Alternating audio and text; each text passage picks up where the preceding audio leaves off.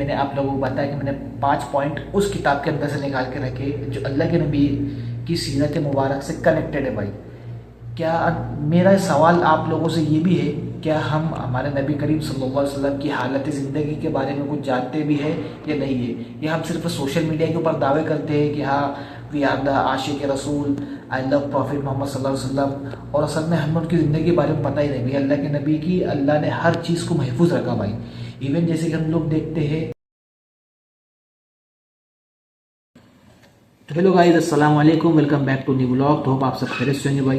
तो जस्ट मैंने ना भाई हमारी किताब का मैंने सेकंड पार्ट पढ़ना स्टार्ट किया अभी। और जो मैं इस किताब जो मतलब सेकंड पार्ट से मुझे जो कुछ भी सीखूंगा भाई, मैं आप लोगों के साथ शेयर करूंगा। पहला पॉइंट ना भाई इस किताब का ये है कि अब्दुल्ला द प्रॉफिट्स फादर, अल्लाह के रसूल नबी करीम सल्लल्लाहु अलैहि वसल्लम के अब्बू के बारे में बताया गया है कि उनके अब्बू जैसे हज़रत अब्दुल मुत्तलिब, अल्लाह के नबी के दादा, उनके बारे में डिटेल दी गई वहाँ पर। मतलब से अभी मैंने शुरू किया ना भाई, तो इनके ऑफ स्क्रीन के बारे में बताया गया कि नस्लें जो इनके डिसेंडेंट थे, जिसे हम बोलेंगे भाई जनरेशन फॉर फादर्स ऑफ और प्रॉफिट सल्लल्लाहु अलैहि वसल्लम, उनके दादा की क्या जिम्मेदारियाँ थी मक्का के अंदर। हमें ना एक गलत फहमी भाई कि हमारे नबी करीम सल्लल्लाहु अलैहि वसल्लम गरीब थे भाई, ये गलत फहमी हम लोगों की। और prophet was very rich, his belongs to very well known family of Arab tribes. तो इंशाल्लाह अभी लास्ट में आपको ना 5 पॉइंट शेयर करूँगा आप लोगों के साथ कि अल्लाह के नबी की दादा, उनके अब्बू, उनका क्या काम था भाई अरब के अंदर। मतलब जो लोग हज के लिए आते थे वो उनकी क्या खिदमत करते थे। एट द लास्ट मैं आप लोगों को बताऊँगा भाई। हमें चाहिए कि हम हमारे नबी करीम सल्लल्लाहु अलैहि वसल्लम की सीरत को पढ़े, जाने, समझे और हमारी ज़िंदगी के अंदर इम्प्लीमेंट करें भाई। तो करता हूँ शुरू। At the last I will share with you what I learn from this book. तो ये बुक देखिए भाई, अभी मैंने जस्ट यहाँ से स्टार्ट किया है ये, और इंशाल्लाह ताला मैं यहाँ तक पढ़ने वाला हूँ, यहाँ तक, या फिर सेकंड चैप्टर में पूरा कंप्लीट करूँगा इसका और आप लोगों के साथ भाई शेयर करूँगा। मैं से आपको आप ना पॉज करके पढ़ सकते हो। मैं थोड़ा होल्ड करता हूँ यहाँ पर, then you can learn guys by stop. और ये बुक अगर किसी को लेनी है भाई तो ये बुक कोई भी ले सकता है। द लाइफ ऑफ मोहम्मद सल्लल्लाहु अलैहि वसल्लम, अच्छी बुक है भाई। At the last I will show you guys what I learn from this. तो हे गाइस, जस्ट मैं रूम पे आया हूँ अभी भाई, और माशाल्लाह बहुत खुश हूँ मैं आज। दूसरी बात भाई, जो मैंने को आप लोगों के साथ शेयर करना था, जो मैंने पढ़ा है जितना, उसके अंदर से मैंने 5 पॉइंट निकाले हैं। मतलब मुझे याद तो ही नहीं भाई, वो मैंने राइट किया उसको। इंशाल्लाह मैं उसका फोटो मोबाइल में लूंगा, then I will explain in front of you guys what I learn and what point I have brought from the book. Okay भाई, तो मैं जस्ट आया हूँ ड्यूटी से, अभी जाके नहाऊंगा बेहतरीन। फिर उसके बाद वालेकुम अस्सलाम रहमतुल्लाहि व बरकातहू। फिर उसके बाद भाई नमाज पढ़ने के लिए जाना हमको ईशा की। ईशा की नमाज के बाद इंशाल्लाह जो पॉइंट मैंने निकाले आप लोगों के साथ भाई शेयर करूँगा। माशाल्लाह भाई, ये देखिए यहाँ पर मैं हमेशा आप लोगों को बताता हूँ, जब भी आप नीचे उतरो ना भाई, जब भी एक मुसलमान नीचे उतरे या फिर ईमान वाला नीचे उतरे, तो हमें ना भाई इस तरीके से सुभान अल्लाह पढ़ते हैं। इसका मतलब अल्लाह की ज़ात पाक है। जब भी हम लोग नीचे उतरे ना, लैडर से हो या किसी भी ऊंचाई से हम जब नीचे आते हैं, तो हमें चाहिए कि हम सुभान अल्लाह पढ़े, सुभान अल्लाह नीचे उतरते वक्त पढ़े। अभी जैसे माशाल्लाह तबारक अल्लाह मेरी ईशा की नमाज हो गई है, अभी मैं खाना खाने के लिए जा रहा हूँ खालू के साथ। देखते भाई कैसा होता है इसे।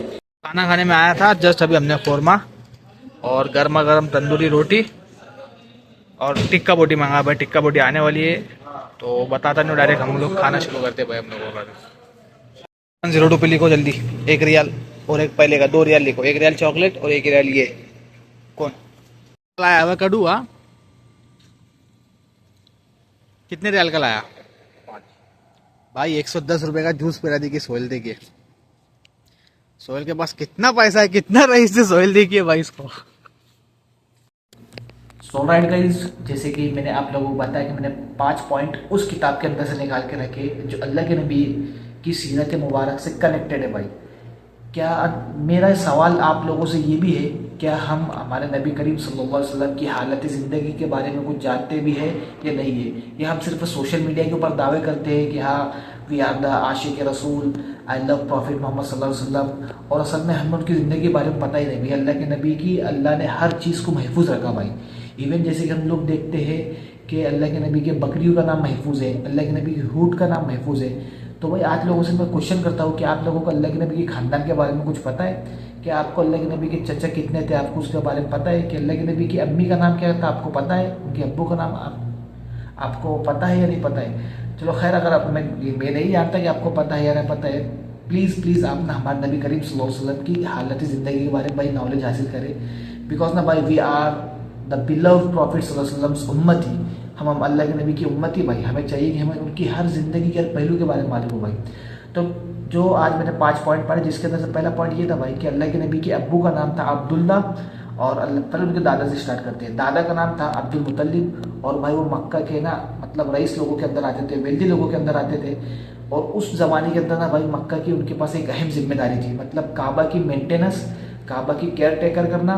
दूसरी बात, जो हाजी लोग हज के लिए आते थे उनको पानी और खाना मुहैया कराना, इस तरीके की जिम्मेदारी थी भाई। अल्लाह के नबी ना वेल रेप्यूटेड, वेल नोन अरब ट्राइब्स के अंदर से आते थे भाई। अल्लाह के नबी का हाशमी खानदान था। और दूसरी बात भाई, अल्लाह के नबी के अब्बू का नाम था अब्दुल्ला, और अल्लाह के नबी की अम्मी का नाम था आमिना। और मक्का उस वक्त 6th सेंचुरी के अंदर ना भाई एक ट्रेड मार्क था, एक ट्रेड सिंबल था, एक ट्रेड सेंटर था भाई 6th सेंचुरी के अंदर। आप लोगों ने देखा होगा इंडिया के अंदर भी ऐसी बहुत सी मस्जिदें हैं, बहुत सी मंदिरें हैं, जहाँ पर ना मकसद, जहाँ पर आजू बाजू ना मार्केट्स होते हैं भाई मंदिर के, मस्जिद के।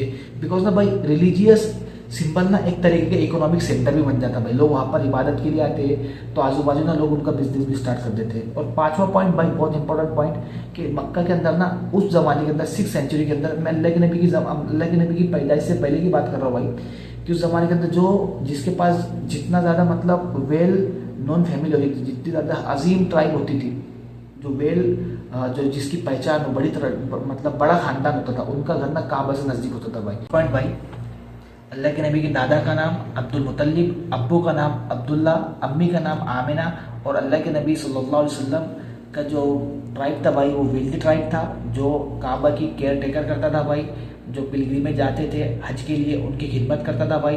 और 5वां पॉइंट भाई ये था कि मक्का ना उस वक्त ट्रेड सेंटर था भाई। मतलब मैंने इतनी चीज़ें मैंने उस पैराग्राफ से सीखी है, तो मैंने आप लोगों के साथ शेयर करी।